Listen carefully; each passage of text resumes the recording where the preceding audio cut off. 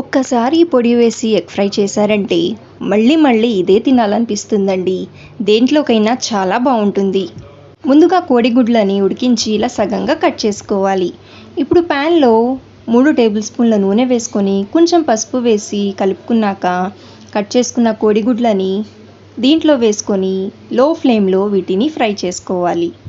కలపకుండా లో ఫ్లేమ్లో వీటిని వేగనివ్వండి.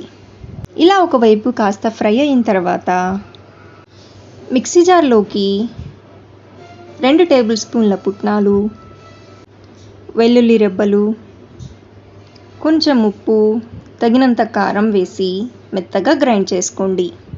ఈ గ్రైండ్ చేసుకున్న పొడిని ఫ్రై చేసుకున్న ఎగ్స్ మీద మొత్తం ఇలా వేసుకోవాలి.